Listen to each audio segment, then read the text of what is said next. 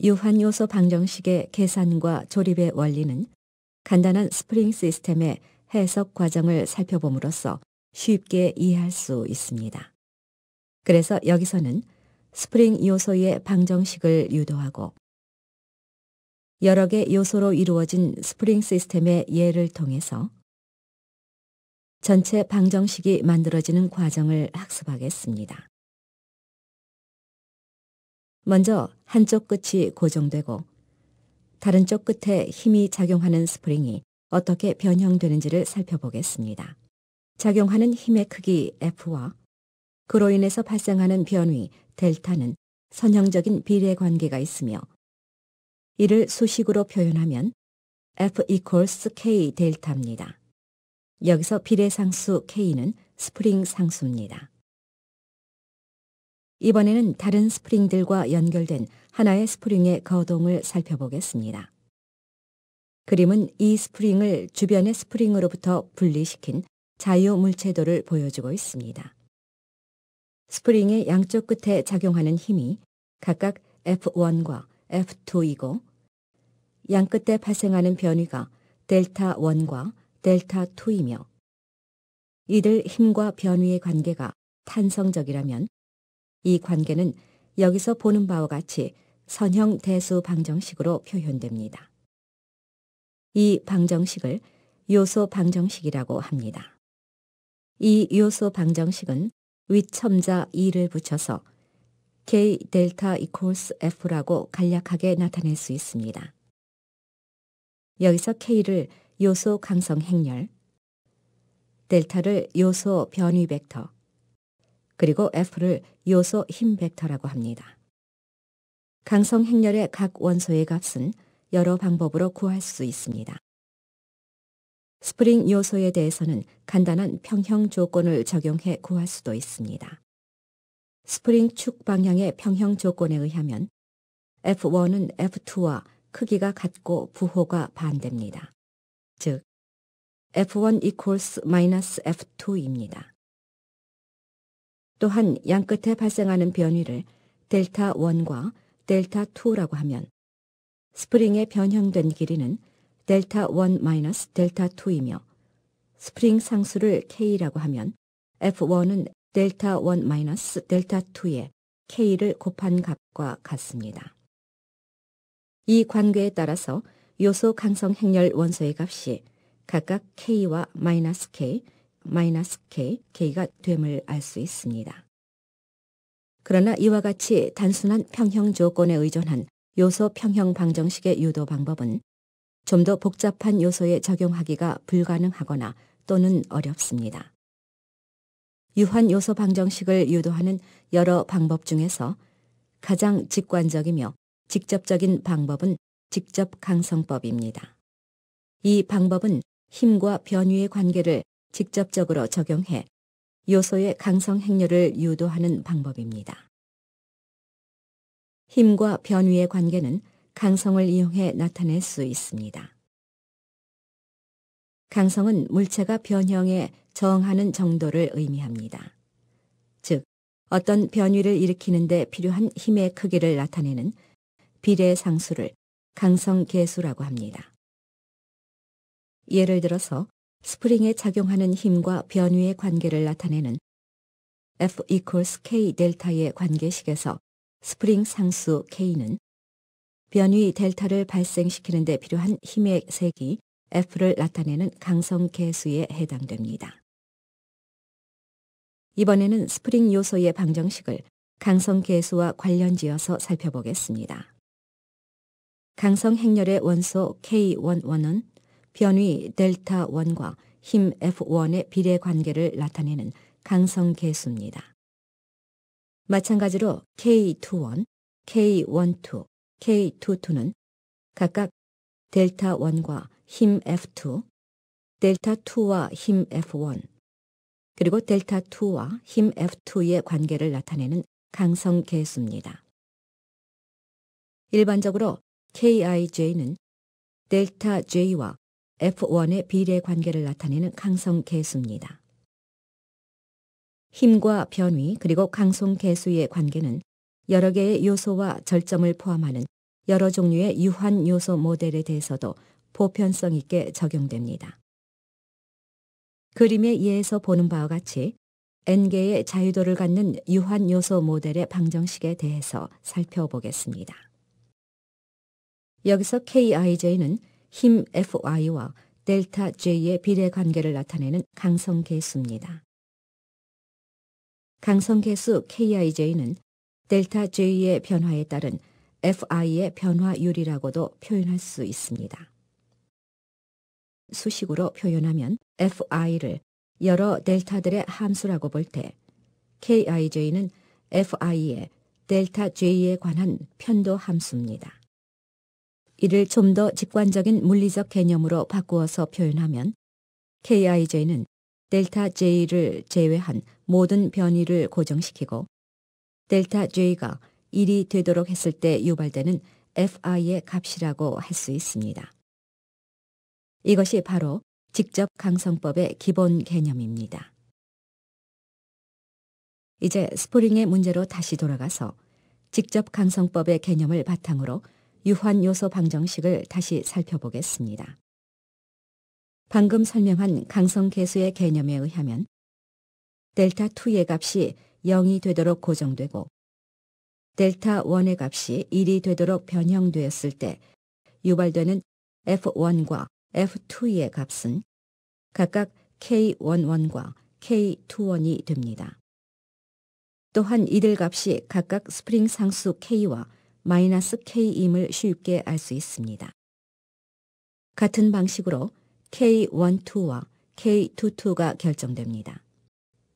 이번에는 델타 1의 값이 0이 되도록 고정시키고 델타 2의 값이 1이 되도록 변형을 시켰을 때 유발되는 F1과 F2의 값이 각각 K12와 K22입니다.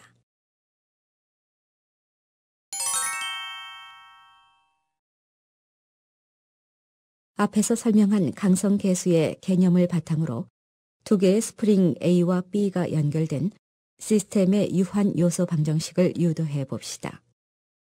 스프링 A의 스프링 상수는 KA고 스프링 B의 스프링 상수는 KB입니다.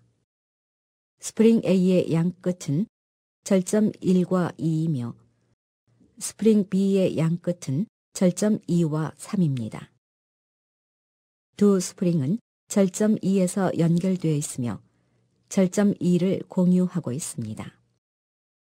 절점 1, 2, 3에 작용하는 힘이 각각 F1, F2, F3이고 이에 대응하는 변위가 델타 1, 델타 2, 델타 3입니다. 이들 힘과 변위의 관계는 보는 바와 같이 3x3의 강성 행렬이 포함된 선형 대수 방정식으로 표현됩니다. 이 강성 행렬의 원소 값들도 단일 스프링 요소의 경우와 마찬가지로 각 스프링의 변형과 힘 그리고 절점의 평형 조건을 적용해 구할 수 있습니다. 그러나 이 예의 목적은 앞에서 설명한 직접 강성법의 개념에 따라 강성 행렬을 구하는 과정을 보여주고자 하는 것입니다. 먼저 강성 행렬의 일렬의 원소들 즉 K11, K21, K31의 값을 구하기 위해서는 절점 2와 3을 고정시켜서 델타 2와 델타 3의 값이 0이 되도록 하고 절점 1을 움직여서 델타 1이 1이 되도록 합니다. 이때 유발되는 F1, F2, F3의 값은 각각 KA, -KA와 0이며 또한 K11, K21, K31의 값에 해당합니다. 강성 행렬의 2열의 원소들, 즉 K12, K22, K32의 값을 구하기 위해서는 절점 1과 3을 고정시켜서 델타 1과 델타 3의 값이 0이 되도록 하고 절점 2를 움직여서 델타 2가 1이 되도록 합니다. 이때 유발되는 F1, F2, F3의 값은 각각 -KA, KA 플러스 KB 그리고 -KB이며 K12, K22, K32의 값에 해당합니다. 마지막으로 강성 행렬의 3열의 원소들, 즉 K13, K23, K33의 값을 구하기 위해서는 절점 1과 2를 고정시켜서 델타 1과 델타 2의 값이 0이 되도록 하고 절점 3을 움직여서 델타 3가 1이 되도록 합니다. 이때 유발되는 F1, F2와 F3의 값은 각각 0, -KB, 그리고 KB이며 K13, K23, K33의 값에 해당합니다. 이렇게 해서 강성 행렬의 모든 값들이 결정되었습니다. 지금까지 직접 강성법의 개념을 전체 스프링 시스템에 적용해 강성 행렬을 구하는 방법을 살펴보았습니다. 그러나 유한요소법에 의하면 전체 시스템의 강성 행렬을 한꺼번에 직접 구하는 대신에 스프링 요소 하나하나의 강성 행렬을 계산하고 이들을 결합해서 전체 강성 행렬을 만듭니다. 이번에는 스프링 A와 B를 분리시켜 놓고 각 스프링의 요소 강성 행렬을 구하고 이들을 결합해서 전체 방정식을 만드는 과정을 예시하면서 강성 행렬의 일반적인 조립 과정과 그 원리에 대해서 설명하겠습니다. 여기서 스프링 A와 B에 작용하는 힘과 변위 그리고 강성 행렬은 윗첨자 A와 B를 붙여서 표시합니다. 스프링 A와 B 각각의 요소 방정식은 앞에서 설명한 바 있는 스프링 요소의 방정식에 K 대신에 스프링 상수 KA와 KB를 각각 적용해 구합니다. 그림에서 보는 바와 같이 왼쪽에 있는 스프링 A의 방정식과 오른쪽에 있는 스프링 B의 방정식은 동일한 모양을 가지고 있습니다. 여기서 절점 1에서는 스프링 A의 변위가 델타 1이고 절점 2에서는 스프링 A와 B의 변위가 똑같이 델타 2이며 절점 3에서는 스프링 B의 변위가 델타 3라는 조건을 알고 있습니다. 이를 변위의 적합 조건이라고 합니다. 이 변위의 적합 조건을 적용하면 각 요소 방정식의 변위 벡터를 화면에 보인 바와 같이 바꾸어 쓸 수 있습니다. 각 요소 방정식의 변위 벡터에 델타 1, 델타 2, 델타 3가 모두 포함되도록 방정식의 자유도를 확장해서 쓸 수 있습니다. 이제 두 방정식의 변위 벡터가 동일하므로 하나의 방정식으로 결합할 수 있습니다. 결합된 방정식의 힘 벡터를 보십시오.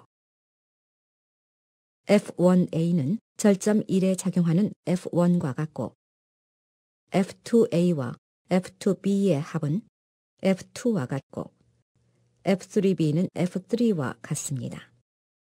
이 조건은 힘의 평형 조건에 해당됩니다. 변위의 적합 조건과 힘의 평형 조건을 적용해 두 스프링 요소의 방정식을 결합하면 화면에서 보는 바와 같이 스프링 시스템의 방정식을 얻게 됩니다. 이 방정식을 전체 방정식이라고 하고 여기에 포함된 강성 행렬을 전체 강성 행렬이라고 합니다. 이번에는 전체 강성 행렬이 결합되는 과정의 규칙성을 이용해 기계적인 연산 규칙을 만들어 보겠습니다. 첫 번째로 각 절점 자유도에 번호를 부여합니다. 화면에서 적색 글자로 표시된 것이 자유도의 번호입니다. 스프링의 경우에는 각 절점마다 자유도가 하나씩이므로 절점의 번호와 자유도의 번호가 일치합니다. 두 번째로 각 스프링 요소별로 절점 자유도의 번호를 부여합니다. 세 번째로 각 스프링 요소별로 요소 강성 행렬의 행과 열에 자유도의 번호를 부여합니다. 네 번째로 전체 강성 행렬의 행과 열에 자유도의 번호를 부여합니다. 다섯 번째로 요소 강성 행렬의 원소들을 전체 강성 행렬에서 동일한 행과 열의 번호를 갖는 원소의 위치에 조립합니다. 마지막으로 전체 강성 행렬의 각 원소 위치에 조립된 값들을 합해 그 원소의 값을 계산합니다. 이와 같은 연산규칙은 모든 유한요소 해석 모델의 전체 방정식을 조립하는 데 보편적으로 적용됩니다. 앞에서 설명한 조립의 연산규칙을 적용해 좀 더 복잡하고 구체적인 수치가 주어진 스프링 시스템의 강성 행렬을 조립해 보겠습니다. 그림에서 보는 바와 같이 5개의 스프링 요소와 5개의 절점으로 구성된 스프링 시스템입니다. 절점 2와 4의 봉은 간결된 절점을 표시합니다. 절점 2에서는 스프링 1과 2와 4가 결합되어 있고 절점 3에서는 스프링 2와 3이 결합되어 있으며 절점 4에서는 스프링 3과 4와 5가 결합되어 있습니다. 스프링 1의 강성 행렬은 스프링 1의 스프링 상수 K1을 적용해 구합니다.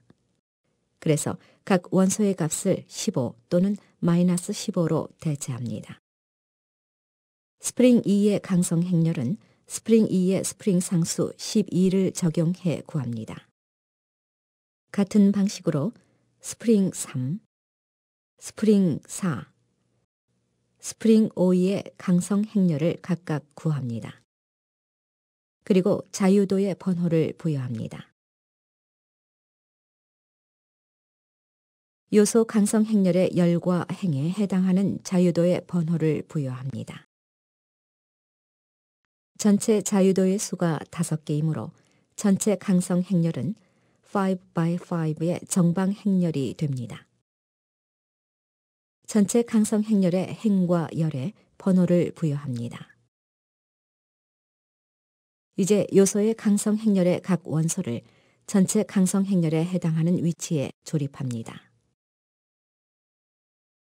예를 들어서 스프링 4의 강성 행렬의 두 번째 행 첫 번째 열의 값은 마이너스 18이며 행과 열의 자유도 번호는 4와 2입니다. 따라서 이 값은 전체 강성 행렬에서 동일한 자유도의 번호를 갖는 원소의 위치에 조립합니다. 이와 같은 방법으로 스프링 1, 스프링 2, 스프링 3, 스프링 4, 스프링 5의 강성 행렬을 차례대로 전체 강성 행렬에 조립합니다. 그리고 각 원소에 조립된 값들을 합해 원소의 값을 구하면 전체 강성 행렬이 완성됩니다. 그 다음에는 스프링 시스템의 지지 조건과 하중 조건을 적용해 전체 방정식을 만들어 보겠습니다. 그림에서 보는 바와 같이 주어진 스프링 시스템의 절점 1과 5가 고정되어 있다고 가정합시다. 이는 절점 1의 변위 델타 1과 절점 5의 변위 델타 5의 값이 0임을 의미하며 이 값들은 방정식을 풀어서 구하고자 하는 변위 벡터의 변수들 중에서 이미 값이 주어진 기지수로 적용됩니다. 이를 경계 조건이라고 합니다. 한편 절점 2, 3, 4에 각각 20뉴턴 마이너스 10뉴턴 그리고 20뉴턴이 작용한다고 합시다. 이들 값들은 힘 벡터의 해당 자유도의 기지수로 적용됩니다. 이를 하중 조건이라고 합니다. 경계 조건과 하중 조건을 적용한 뒤의 전체 방정식은 화면에서 보는 바와 같습니다. 이 방정식의 변위 벡터에는 경계 조건으로 주어진 변위와 방정식을 풀어서 구해야 할 변위가 섞여 있습니다. 또한 힘 벡터에도 하중 조건으로 주어진 힘과 해석을 통해서 구해야 할 힘이 섞여 있습니다. 즉, 기지수와 미지수가 방정식의 좌우편에 섞여 있습니다. 방정식을 풀기 위해서는 기지수와 미지수를 분리해야 하며 이는 화면에서 보는 바와 같이 방정식의 순서를 바꿈으로써 달성됩니다. 변위 벡터와 힘 벡터의 원소들이 순서를 바꿈에 따라서 강성 행렬의 열과 행의 순서가 바뀌게 됩니다. 이 과정을 행렬 분할이라고 합니다. 그 다음은 변이 벡터의 미지 변위가 포함된 부분을 따서 최종 방정식을 만듭니다. 이 방정식을 풀어서 미지의 절점 변위를 구합니다. 그리고 구해진 절점 변위를 원래의 방정식에 대입해 힘 벡터에 포함된 미지의 절점 반력을 구합니다. 지금까지 스프링 시스템의 해석을 통해서 강성 행렬의 개념과 방정식을 조립하고 푸는 과정을 학습했습니다.